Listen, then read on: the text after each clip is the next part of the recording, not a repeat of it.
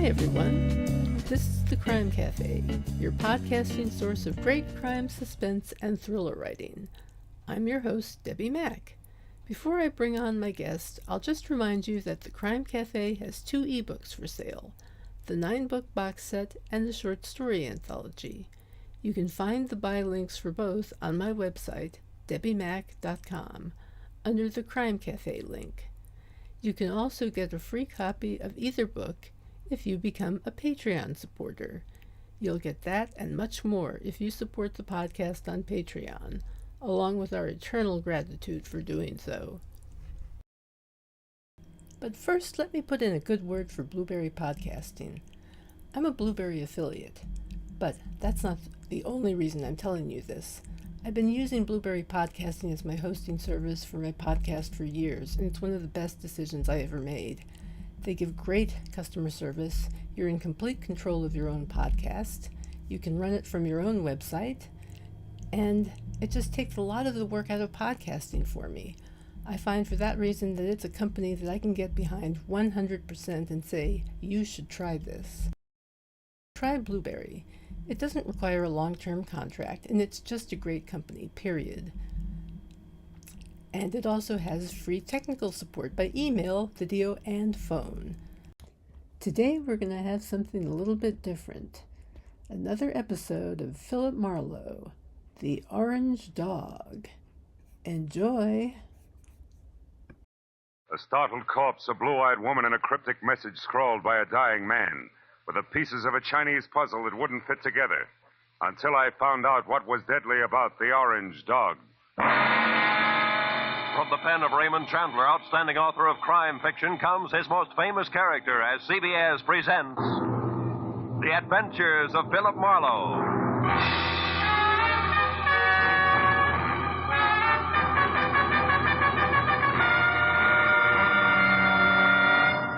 And now, with Gerald Moore, starred as Philip Marlowe, we bring you tonight's exciting story, The Orange Dog.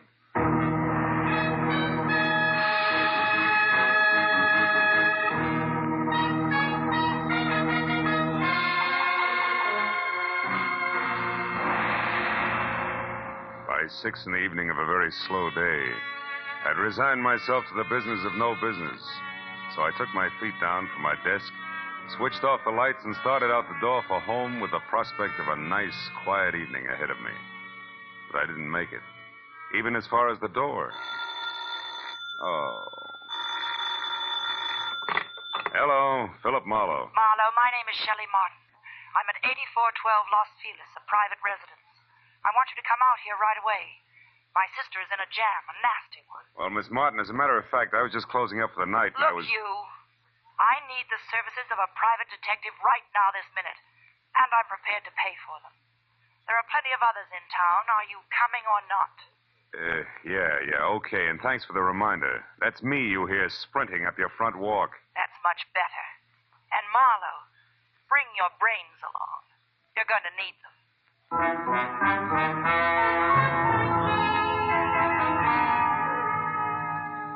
And that was the end of my quiet evening. But I just couldn't resist those government engravings of Mr. Lincoln. So I drove down to Weston, turned off on Los Feliz, and found the number 8412. The yard was an overgrown tangle of perennial plants losing their battle with the weeds. It was like a girl in a strapless evening gown with her hair up in curlers. However, I could see a light through the Venetian blinds, and the doorbell worked, with a resonant two-tone chime that caused the door to open just far enough to allow a pair of eyes so blue they were almost purple to peek out at me. Yes, what is it? I'm delivering that private detective you ordered. Oh, Marlowe, come in. Thanks. Sit down, won't you? Thanks again. All right, what's the next move? It's about my kid sister. Mm-hmm. She's involved with a man named Lou Horner, a San Francisco broker. She's quite deeply involved, I'm afraid. Oh? You see, some very strange things are going on, Marlowe, and my sister is a naive kid caught right in the middle of them. Yeah, I see. What sort of strange things, Miss Martin? Shelley. Sweet. Well, to begin with, when I arrived from San Francisco today, my sister called me and asked me to meet her here in this house. When I got here, the lights were on, the radio was playing, and the front door was open. But the place was deserted. Whose house is it, Horner's? No, I think she said it belongs to a friend of his who's in Europe now. This Horner person uses it when he's in Los Angeles. Well, couldn't they have stepped out for a while? Mm-mm. You know, you don't look the type, Shelley, but maybe you're just panicky, huh? No, I'm not being panicky. All right. Where's the nasty jam? Right behind the couch. Take a look. Okay. But you know, I see what you mean. Who is he, Shelley? How'd he get here? Maybe it's Horner. I don't know. I tried to search him, but I couldn't. Mm-hmm. Well, it wouldn't have helped anyway. Whoever shot him cleaned him out. No wallet, no papers, nothing. I found this magazine lying under his hand. Look here. Mm-hmm. He must have written this just before he died. Where's that? Here. Oh. It says, call Marion tonight about the orange dog, a foe. Orange dog, a foe. For what? That's why I called you, Phil. Marion is my sister.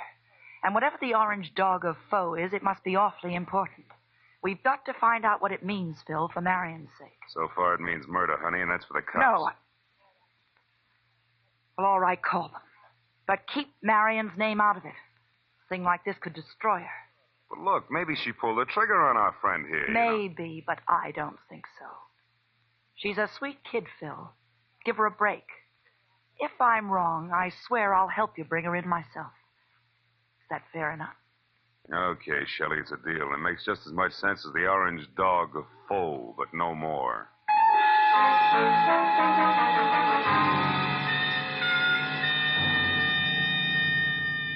After I checked as far as I could on my client and sent her home, which was to the Villa 12 at the Wilshire Gardens Hotel, I ripped the General Squeegee tire ad with the message scribbled across it out of the magazine, folded it up, and stuck it in my pocket.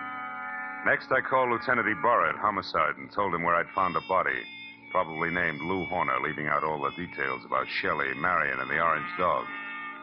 Then I started out the door, but got back as a shadow slid across the walk. I caught a glimpse of a large, ugly head of long, dirty hair set on a small, ugly body that was moving fast. By the time I got out on the walk, Longhair was already putting mileage on a green coupe with a broken tail light. It winked mockingly as it went out of sight. So I got in my car and headed for New Chinatown. It was the logical place to get some information regarding a Chinese dog. I saw a light filtering through a dingy window, illuminating the words James Tang, dealer in Oriental curios. Inside the musty shop, a little man, dressed in a black kimono, drifted forward, softly. Yes? I think perhaps you can help me, huh? I am honored. To be able to help would bring fragrance of plum blossoms to my nostrils, carpet of rose petals to my humble floor, and 1,000 blessings upon my head. Oh, that's very pretty. Tell me, what is the dog of foe? The dog of foe? Why this fantastic creature here is called the dog of foe.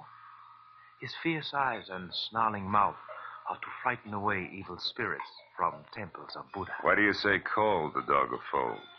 Amateur collectors and auctioneers have named him that.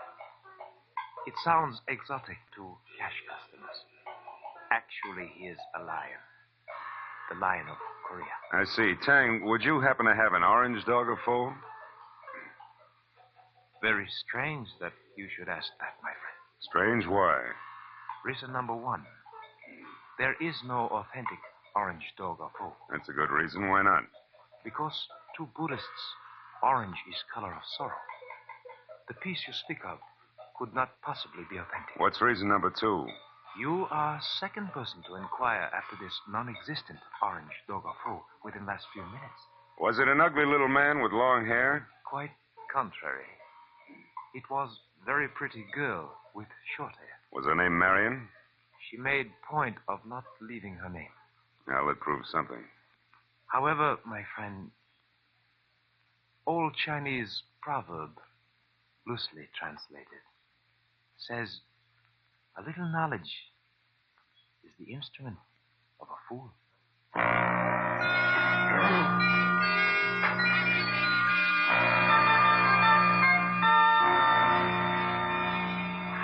There were 9 other curio shops in the neighborhood, so I started making the rounds for the non-existent orange dog of foe and a girl who was interested in one. From the first 3 shops, I got a fast horse laugh and the fact that the girl was still ahead of me. The next 2 netted an insult apiece and a total blank on the dame. And from the 6th, called Saxon's, a glossy, well-ordered place on West 7th Street, the only effect was a coldly curious raised eyebrow. The man in front of me, whom I took to be Mr. Saxon himself, was a gaunt white Russian with a high, naked head the color of warm paraffin. His slender fingers played nervously with each other as we talked. The Orange Dog of Four. Yes, I have heard of such a piece, I think. It would be porcelain. Probably. This is your business. Who has it, Mr. Saxon? Can you tell me? No, I'm sorry. I believe I heard this orange dog mentioned just once, somewhere down in the village. But I'm sure I could never remember who spoke of it or when. Oh, no idea of its value then, huh? Now that you mention it, I seem to remember the figure 20,000. You mean yen? How much in American money? I am speaking of American money. It would be an importation from China, you know. How could it be worth that much? It's not even authentic, Mr. Saxon. Authentic? You seem to know a good deal more than I about this orange dog. Possibly one would have to see it to appreciate its value. Yeah. Tell me, has a girl been in here tonight looking for this orange dog? A girl? I know. Know anybody named Marion? Marion. No, there is no one in my acquaintance by that name. But why do you ask? Because Marion has quite an interest in the orange dog. I have a feeling they'd make a great team if we could get them together. I see. And what is your name, sir? It's not Fu Manchu, Mr. Saxon. Good night.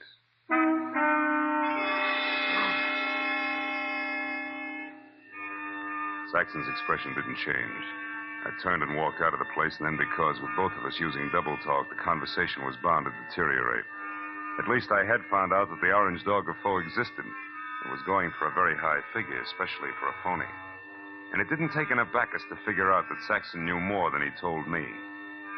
Well, I started up the sidewalk to the next bric-a-brac emporium when I saw something park on the side street which brought me to a halt. It was that green coupe with the broken tail light.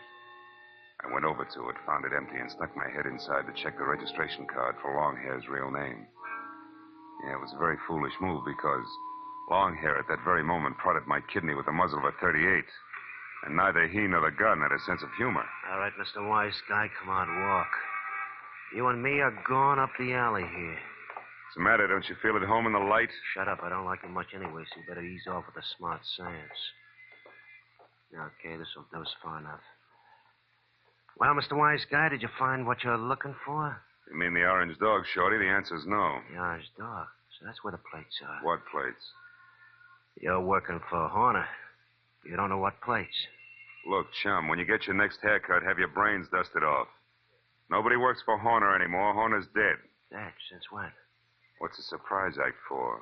You saw the body. You were sneaking around that house on Los Feliz. In fact, you might have killed Horner yourself. That body wasn't Horner. Why, Horner is 3 times the size of that guy in Los Feliz. He's bald. Also, he's so dumb he can't remember his own phone number. Oh, hold it. I'm looking for Vera Street where they sell those enchiladas. I'm sorry, gentlemen. I don't want to intrude. Hey, quiet. I'll blow your brains out. All right, now, come on, Mr. Wise Guy. Tell me what Horner's got on his mind. You know all right. I saw you taking orders from his girl. You mean Shelley Martin? Who else? Thought maybe you meant Marion. Marion? Who's Marion? Shelley Martin's sister, and don't let it worry you. Marion's got the orange dog eating out of her hand. I don't say. It ain't funny, mister. It's just peculiar. Because Shelley Martin don't have a sister, I know. So it seems like you're a very mixed-up character. In fact, Mr. Wise Guy, you're so mixed up, you're no good to me at all. So get over there with the rest of that.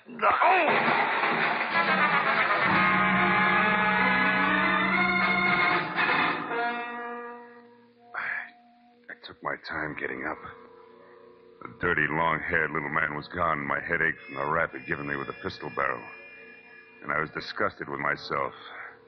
Dry, dirty, disgusted like a drunk at sunrise because a nasty little jerk with an oversized head and a blue-eyed dynamo with auburn hair had me jumping through hoops like a trained ape. I stood in the alley and swore at myself until the futility of that routine dawned on me. Then I decided to go hunting. But I made one stop first at a telephone to at least get Ibarra off my conscience.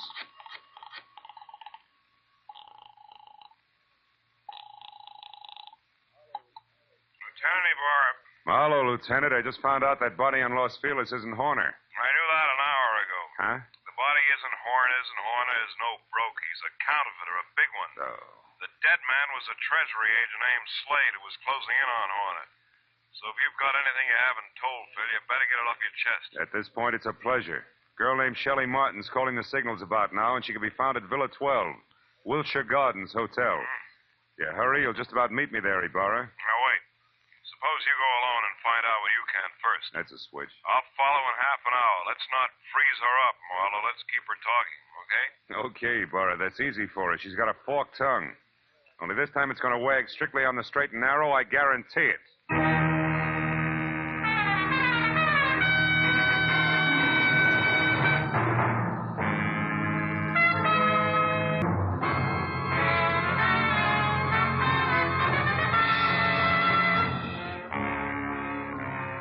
My car toward the Wilshire Gardens, and a beautiful liar named Shelley Martin, I was sure of two things. The plates that Long-Hair had wisecracked about just before he piled me into a row of garbage cans were the engraved kind that counterfeiters use to make money the easy way. And second, both Long-Hair and Lou Horner were racing for the plates as well as the orange dog, which could be one and the same thing. But 20 minutes later, as I pulled up near Villa 12, which was strips of yellow light and raised voices drifting out of half-open Venetian blinds, I forgot about the gentleman involved and concentrated on a lady who didn't have a sister called Marion. I went around to the back of the villa where I found the service door unlocked and the kitchen beyond dark. And when I entered and quietly moved to a spot near the living room where I could see Shelley snapping at a pompous, excitable man with a red face, All right, I figured that a little eavesdropping might pay off. I'm here in Los Angeles. Is there anything wrong with that, Mr. Horner? Yes, everything. Why, I wouldn't even have known you were in town if I hadn't gone back to the place in Los Feliz where I saw you and some man having a delightful little chit-chat over the body of that T-man. Treasuryman? Yes. Is that who he was? A meddlesome fool I caught snooping through my papers. Then you killed him, Lou. Of course I killed him. I had to. Now stop asking questions and get out of here. Because this is business, not pleasure, Shelley. And that leaves no room for you. Or Marion? What do you know about Marion? Not enough. But what I do know, I don't like. Look, Lou, who is Marion, and what does she mean to you? Marion means money to me, Shelley. Nothing more. So just leave me alone here so that I can make a call according to schedule. A call about... Lou. What's the matter, Shelley? Behind you, Lou. They're in the garden. Lou!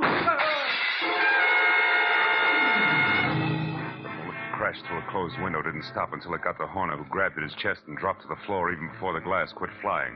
And by the time I got outside to where the shot had come from, I'd found nothing but a little wind rustling a lot of trees. When I got back to Shelley and the blood over tweed on the carpet, Horner was already dead. Marlowe, the man out there was Henry Peel. Peel? Something in long hair and dirty clothes? Yes, I met him in Horner's office once. Lou said he was a broker from Chicago. Come on, both Peel and Horner are counterfeiters. What? Lou, a counterfeiter? That's right. Never mind the carefully arched eyebrows, honey. They mean nothing. But, Marlowe, I swear I never knew that Horner was anything but a broker. A broker maltreating poor sister Marion? You're a liar, Shelley. About Marion, yes. I haven't even got a sister. But from there on out, I'm telling the truth, Phil. Then tell some more and fast. All right, here it is. Lou Horner's been my boyfriend. And, checkbook? For the past year and a half. But about a month ago, he suddenly stopped being very attentive. And I couldn't figure out why. So you decided to keep your big blue eyes wide open, huh? Exactly.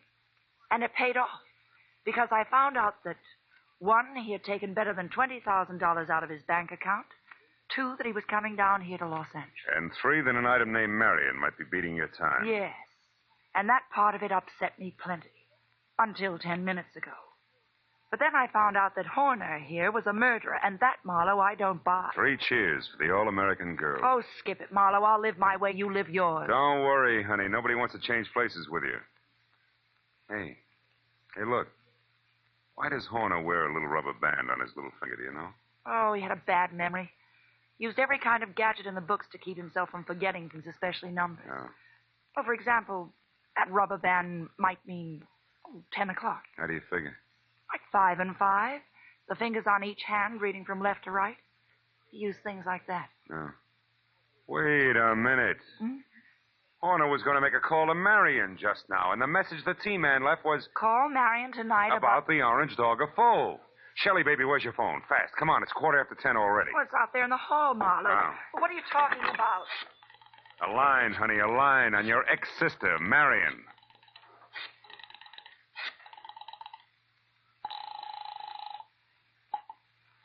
This is Mr. Saxon. Oh. Lou Horner, Mr. Saxon. I know I'm some 15 minutes late with this call, but I'd still like to see you about the orange dog of Foe. Certainly, Mr. Horner. The orange dog is here, waiting for you. Good. I'll be right over. Marlowe, who is Mr. Saxon? A man very close to a lot of trouble, Shelley. Now, look, you wait right here for the law, and in particular, one Lieutenant Ibarra. Tell him nothing but the truth about Horner and what he meant to you in dollars and cents, and you may be all right. But where are you going, Marlowe? To a curio shop on West 7th Street to see, among other things, the orange dog of Foe.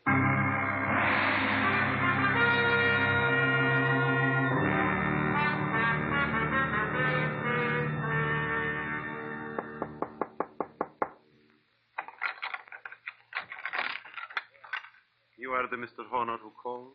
Yeah. Also the one who was here this afternoon, you remember? Oh, yes. Well, I'm sorry I didn't call you at 10, Mr. Saxon, according to schedule. I hope it hasn't inconvenienced you. No, that's quite all right, Mr. Horner. One moment, sir.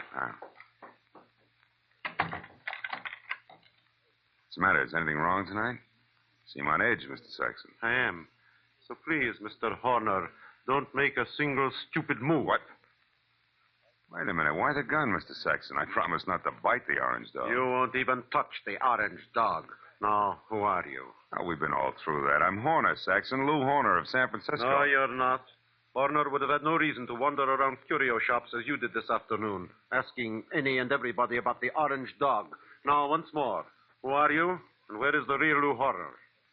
All right, we'll take them in that order. I'm a private detective named Philip Marlowe, and Lou Horner's a corpse.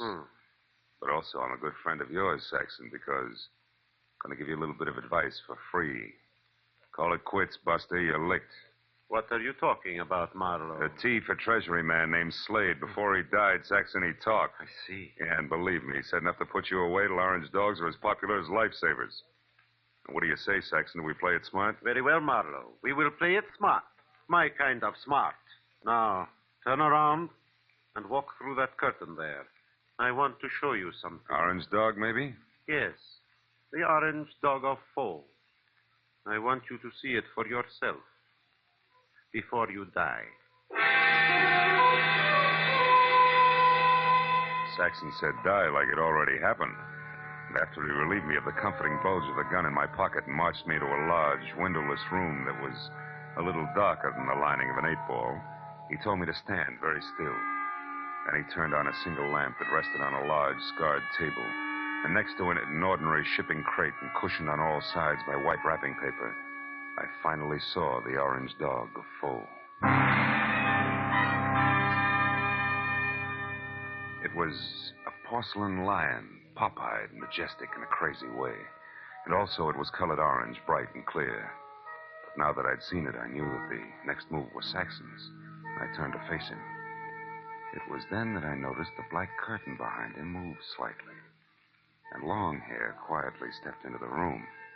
This Mr. Saxon did not know about. Well, Marlowe, now that you have seen the orange dog for your first and last time, what do you think of it? He thinks it's just Jim Dandy, mister. Now drop your gun before I blow the top of your head off. Go on, drop it. It's better. Now sit down there and stay put. You, Marlowe, get across the room. Okay. Thanks for showing up, Peel, before Saxon here ran out of small jokes. Don't kid yourself, Marlowe. I didn't just show up. I've been right behind you all the way. That's how I work. So what do you want, Peel? A couple of very fine engraved plates that I've been after for 6 months now.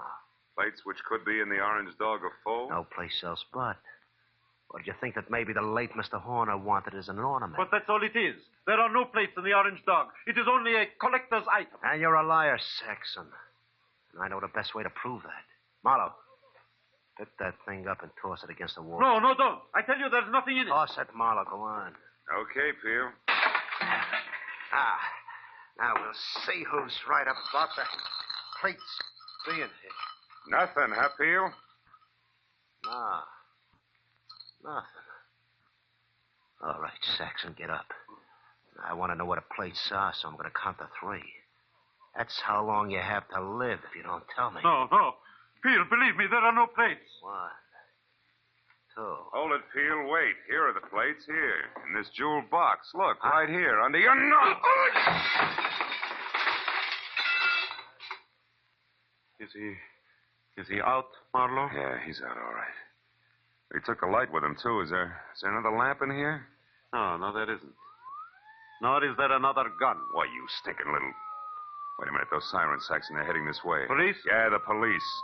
Looks like sooner or later everybody gets together in the back room at Saxon's, But not everybody stays here, so I'll take this wrapping paper and leave now. Wrapping paper? The stuff that was around the orange dog? Yes, a sample of the best grade of counterfeiting paper made, Marlowe. And that's what Horner was supposed to buy, not plates. Those he got a month ago. Still makes you a crook, Saxon, and one who'll never get past the front door. Oh, no, we'll see about that. Marlowe!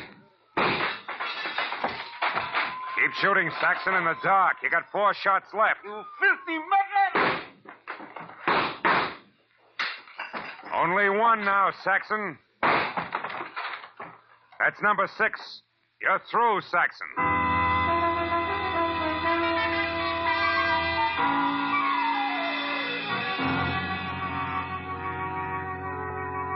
By the time Ibarra and his boys, plus a half a dozen very anxious T-men, got into the room, Saxon was already coming apart at the seams. And after a half hour of steady questioning, he split wide open and led us all to a basement hideout where the T-men went wild over a few thousand sheets of A1 counterfeiting paper.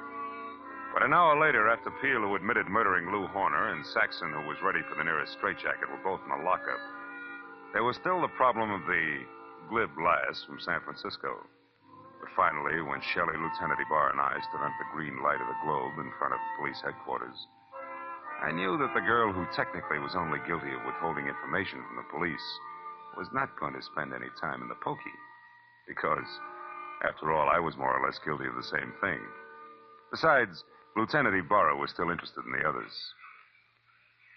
Well, Marlowe, it looks like the whole business actually boils down to a single transaction between Clay Saxon, who had the counterfeiting paper, and Lou Horner, who was supposed to buy it. That's right, Ibarra. But Horner, who must have made his contact with Saxon via some middleman in San Francisco, only had a telephone number and the password, the Orange Dog of Foe, to work on here in L.A. But how'd you get hold of that number, Phil? From the message the T-man left before he died. You mean you actually called someone named Marion? No, honey, I just dialed Marion. M-A, Madison. R-I-O-N, 7466. Madison, 7466. You get it? Yeah. Another one of Horner's screwy memory tricks, like the rubber band on his 10th finger. Hey, that's pretty good, Phil. Oh, it's an old gimmick, really. I read it in a dozen detective stories. What do you know? Maybe I ought to read some of those. Well, good night, fella. Look for you tomorrow. Good night, Lieutenant. Well, Shelley, do I show you the way home? No, Marlowe. Aren't you hungry or thirsty or something? Yeah, I guess I am at that. Well, I know just the place for us, darling. Oh? It's a cute little place right smack in the middle of Chinatown.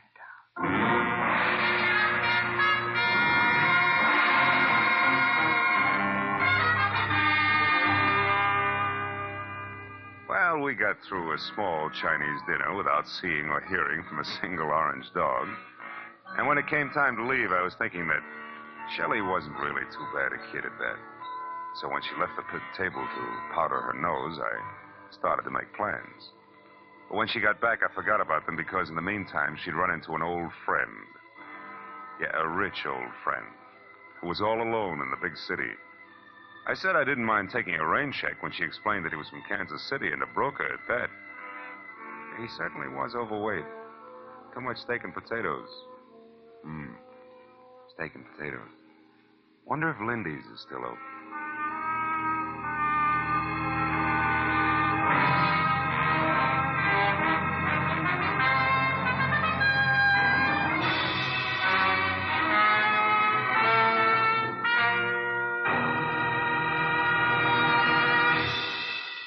Adventures of Philip Marlowe, created by Raymond Chandler, stars Gerald Moore, and is produced and directed by Norman MacDonald. Script is by Mel Dinelli, Robert Mitchell, and Gene Levitt. Featured in the cast were Francis Robinson, Edgar Barrier, Tony Barrett, Lou Krugman, and Ed Begley. Lieutenant Detective Ibarra is played by Jeff Corey. The special music was by Richard Orant. Be sure and be with us again next week when Philip Marlowe says... I was hired to find a blackmailer, and I did. But first I found a badly beaten Adonis, a Jezebel with an accent, and a man who had been an easy mark for murder.